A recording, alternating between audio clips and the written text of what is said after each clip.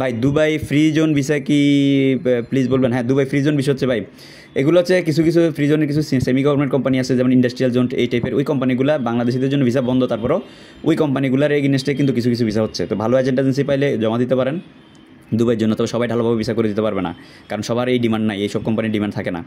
মালটা কেমন হবে? হ্যাঁ, মালটা তো অনেকেই ট্রাই করতেছে, চেষ্টা করতে পারেন ভালো এজেন্ট এজেন্সি পাইলে, যেহেতু মালটা বাংলাদেশ থেকেই ট্রাই করা যাচ্ছে, ট্রাই করতে পারেন। হইলে হইলো, না হইলে আপনার কিছু টাকা পয়সা লস যাবে, সেটা মাথায় রেখে ট্রাই করেন ভালো এজেন্সি পেলে। ইউক্রেনের আপডেট দিন ভাই। ইউক্রেনের আপডেট বলতে ইউক্রেন দেখেন না, ইউক্রেনের যুদ্ধ তো এখন কিছুটা স্থবির হচ্ছে, তাহলে দেখেন হয়তো ভালো এজেন্সি পেলে জমা দিতে পারেন। তবে আমরা চেষ্টা করছি, আমরা করতে পারি নাই।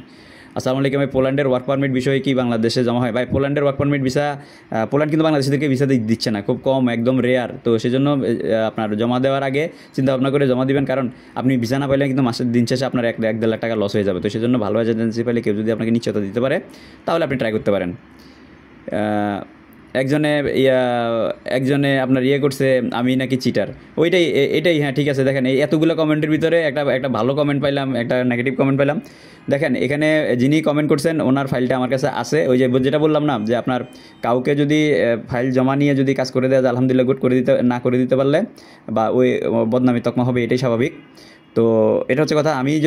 আমি এখন পর্যন্ত কারো কাছ থেকে 1 টাকাও কাটি নাই। যদি কাজ করে দিতে পারি তো পারলাম, না পারলে দেখা গেছে হয় না, আমি ক্ষতিগ্রস্ত হয়েছি, কিন্তু কাউকে ক্ষতিগ্রস্ত করি না। হয়তো দেখা গেছে টাকা পয়সা লেনদেন করার পরে টাকা পয়সা রিটার্ন দিতে হিমশিম খাই, কিন্তু কারো 1 টাকাও কাটি না, এবং অদূর ভবিষ্যতে কাটবো না। আর আল্লাহর মতে এখন পর্যন্ত আপনার সৌদি আরবে অনেক অনেক লোক পাঠাইছি, আপনার কাতারে লোক পাঠাইছি, আপনার দুবাইতে লোক পাঠাইছি, মালয়েশিয়া যখন খোলা ছিল মালয়েশিয়াতে পাঠাইছি, ব্রুনাই পাঠাইছি, আপনার কম্বোডিয়াতে পাঠাইছি, তুর্কি সাইপ্রাসে পাঠাইছি, রোমানিয়াতে পাঠাইছি, তারপরে আপনার ক্রোয়েশিয়াতে পাঠাইছি। তো আসলে অনেকগুলো দেশ, 8-10টা দেশে আপনার বিভিন্ন সময়, কুয়েতে পাঠাইছি, আপনার 8-10টা দেশে বিভিন্ন সময় আসলে মানুষকে কর্মসংস্থানের লক্ষ্যে চেষ্টা করছি, পাঠানোর জন্য চেষ্টা করছি ভাই। আর আদম লাইনে কমিটমেন্ট 100% ঠিক রাখা যাবে না, কেউ ভালো থাকবে কেউ মন্দ থাকবে। কারণ আমরা দেশে বসে যখন একটা দেশে নিয়োগকর্তার কাছে পাঠাই, অনেক সময় নিয়োগকর্তা ভালো থাকে, অনেক সময় নিয়োগকর্তা খারাপ থাকে, এটা ভালো মন্দ এটা তো আর কারো হাত থাকে না। তো এই হচ্ছে কথা। তবে আল্লাহর রহমতে যত লোকই পাঠাইছি অন্তত 90% লোক ভালো আছে, এটাই। এখানে আদম লাইনে 100% কথার কাছে মিল থাকবে না। আর আমি ইউরোপের কথা বাদে দিলাম, মিডল ইস্টের কোনো দেশে যাওয়ার এখন মুশকিল, ফাও ফেসাল বাদ দেন। আচ্ছা ঠিক আছে, হ্যাঁ ওইটা ঠিক আছে, আপনি ভালো এজেন্সি দেখে যদি জমা দেন আপনি যেতে পারবেন, আর নাইলে তো আপনি ঘুরে থাকবেন। মিডল ইস্টের কিছু দেশ আপনার কথা যুক্তি আছে, যেমন বাহরাইন বন্ধ দীর্ঘদিন ধরে, ওমান বন্ধ দীর্ঘদিন ধরে, ঠিক আছে। আর ইউরোপ তো এমনিতেই খুব কমপ্লিকেটেড।